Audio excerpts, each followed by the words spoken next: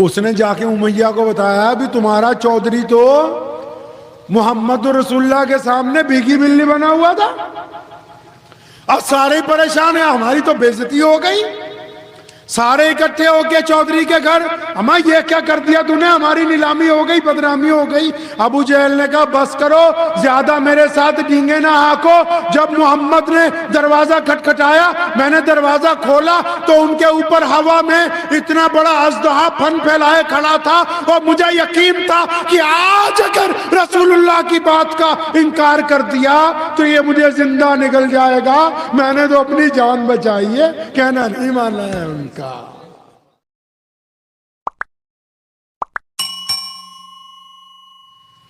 رسول اللہ صلی اللہ علیہ وسلم بیت اللہ کی طرف جا رہے ہیں، ایک بندہ خانہ کعبہ کے باہر پریشان پھر رہا ہے، قبیلہ بنی سلیم کا رہنے والا ہے، چند اونٹ لے کے آیا تھا مکے کی منڈی میں بیچنے کے لیے۔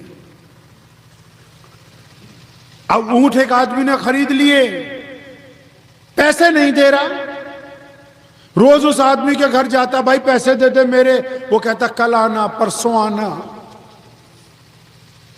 بڑا پریشان ہوا، اس نے وہاں مکے میں لوگوں کو پوچھا بھی یہاں کوئی سرکار بھی ہے، کوئی بڑا بھی ہے جس کو جا کے فریاد لگاؤں؟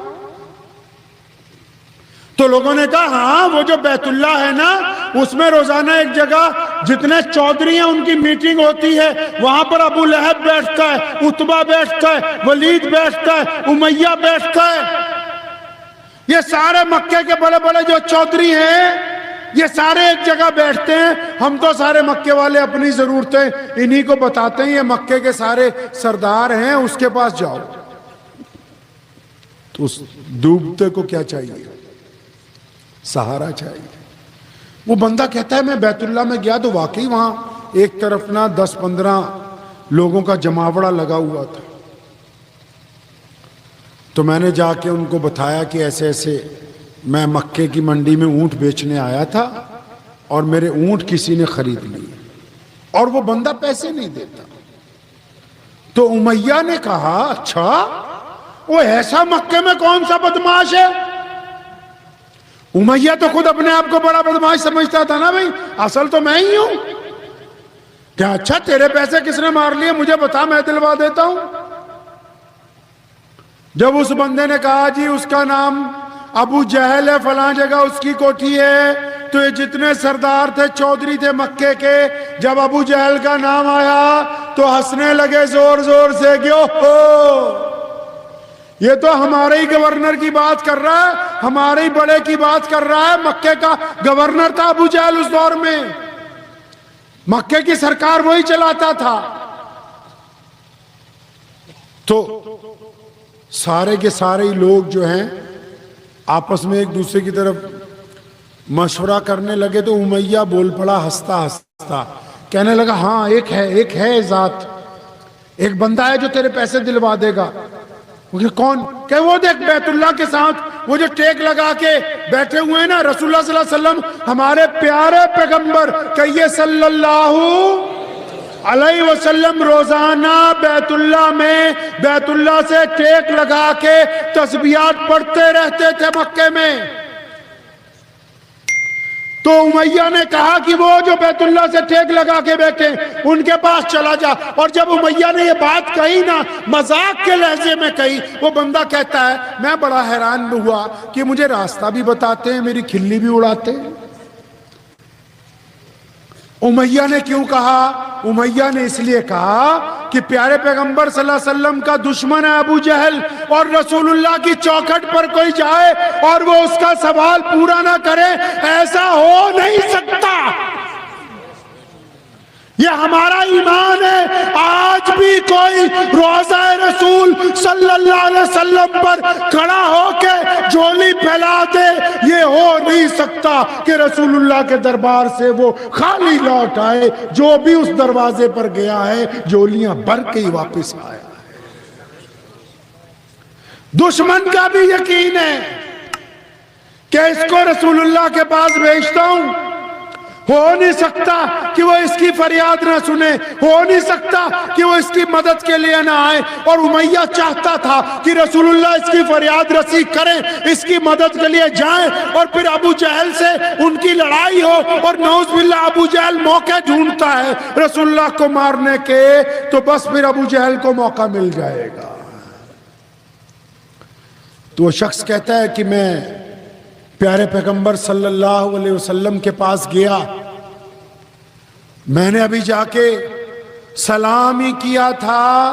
تو کہتا ہے دو باتیں نبی علیہ السلام نے ایسی کہی میری آنکھوں میں آنسو آ گئے. کہنا میں نے سلام کیا تو پیارے پیغمبر صلی اللہ علیہ وسلم نے فرمایا کہ اچھا تم تو دیکھنے پہ مسافر پریشان لگتے ہو اور مجھے لگتا ہے کہ تم بھوکے بھی ہو. فرمایا میں نے تو 4 دن سے کچھ کھایا ہی نہیں تھا، مسافر بھی تھا، پریشان بھی تھا. جب شفقت والی بات کی میری آنکھوں میں آنسو آ گئے. میں نے کہا ہاں سہنی صورت والے. آپ کو پتا ہے ہمارے نبی صلی اللہ علیہ وسلم کا اگر کسی کو نام نہیں پتا ہوتا تھا تو وہ کیا کہتا تھا؟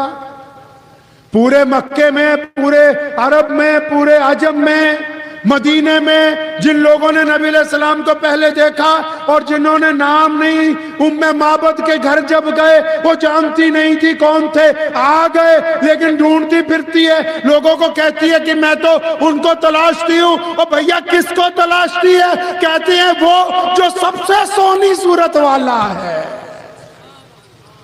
یہ ہمارے نبی علیہ السلام کا نام ہے.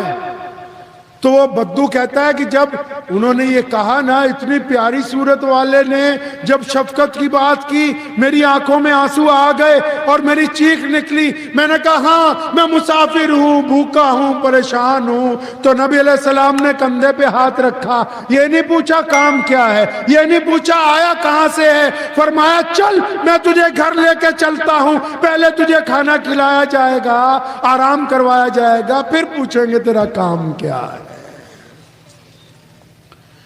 نبی علیہ السلام اسے گھر لے گئے، کھانا کھلایا، کچھ دیر آرام کیا، ہوش و آواز درست ہوئے. پوچھا اب بتا کیا کام ہے؟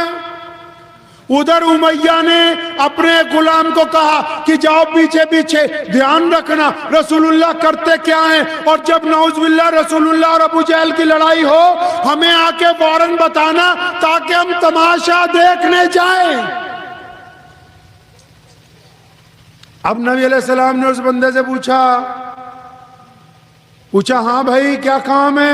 کہنے لگا جی میں تو اونٹ بیچنے آیا تھا، میرے پیسے ابو جہل نام کے ایک بندے نے مار لیے، مجھے اس سے پیسے دلوا دے. کریم رسول صلی اللہ علیہ وسلم نے اس کا ہاتھ پکڑا، فرمایا چل رہا میں تیرے پیسے دلوا دوں گا. نبی علیہ السلام لے کے اس کو گئے ابو جہل کے گھر. ادھر پیچھے پیچھے مخبر جا رہا ہے، دیکھ رہا ہے بھی کیا ہوتا ہے. اب آپ صلی اللہ علیہ وسلم نے دروازہ کھٹکھٹایا، ابو جہل باہر نکلا، جلال سے فرمایا اوے تو اب غریبوں کے بھی پیسے مارنے لگا ہے، جلدی کر رقم لا اونٹوں کی. وہ ابو جہل کانپنے لگا. اب وہ پیچھے کھڑا مخبر دیکھ رہا بھی کیا ہو رہا ہے. ابو جہل کانپنے لگا. ہاں یا رسول اللہ میں ابھی پیسے دوں گا. اندر گیا، رقم تھیلی میں لے کے آیا، آپ صلی اللہ علیہ وسلم کے سامنے اس کو پکڑائی جس کے اونٹ تھے. فرمایا سن لے آئندہ کسی غریب کے پیسے نہ مارنا. اتنا کہا اور پھر اس مستحق آدمی کو نبی علیہ السلام لے کے وہاں سے چل پڑے. اور سنیے نبی علیہ السلام نے اس مستحق بندے کو کیا کہا. فرمایا اب اگر تیرا کام ہو گیا ہو، تیرا مقصد پورا ہو گیا ہو، اب مجھے اجازت ہے میں چلا جاؤں. خود ہی بھیک دیں، خود ہی کہیں منگتے کا بھلا ہو. خود ہی بھیک دے، خود ہی کہیں منگتے کا بھلا ہو. اس نے ہاتھ پکڑا، فرمایا آپ نے ابھی تک اپنا کچھ بتایا ہی نہیں، آپ اتنی پیاری صورت والے ہیں، آپ ہیں کون؟ فرمایا میں وہی ہوں نا، نعوذ باللہ، جس کو لوگ یہ کہتے ہیں کہ جادو کر رہا ہے، میں وہی اللہ کا سچا رسول ہوں۔ تو اس نے نبی علیہ السلام کا ہاتھ پکڑا، فرمایا یہ کیسے ممکن ہو سکتا ہے کہ آپ کے دامن تک پہنچا ہوں اور پھر یا رسول اللہ بنا ایمان کے لوٹ جاؤں گا۔ تو ادھر ابو جہل کا جو مخبر آیا ہوا تھا امیہ کا، اس نے جا کے امیہ کو بتایا بھی تمہارا چودھری تو محمد رسول اللہ کے سامنے بھیگی بلی بنا ہوا تھا، اب سارے پریشان ہیں، ہماری تو بے عزتی ہو گئی۔ سارے اکٹھے ہو کے چودھری کے گھر، اما یہ کیا کر دیا تو نے، ہماری نیلامی ہو گئی، بدنامی ہو گئی۔ ابو جہل نے کہا بس کرو، زیادہ میرے ساتھ ڈینگے نہ ہانکو۔ جب محمد نے دروازہ کھٹکھٹایا، میں نے دروازہ کھولا تو ان کے اوپر ہوا میں اتنا بڑا اژدہا پھن پھیلائے کھڑا تھا، اور مجھے یقین تھا کہ آج اگر رسول اللہ کی بات کا انکار کر دیا تو یہ مجھے زندہ نکل جائے گا۔ میں نے تو اپنی جان بچائی ہے، کہنا نہیں مانا ہے ان کا۔ پیارے پیغمبر کہیے صلی اللہ علیہ وسلم۔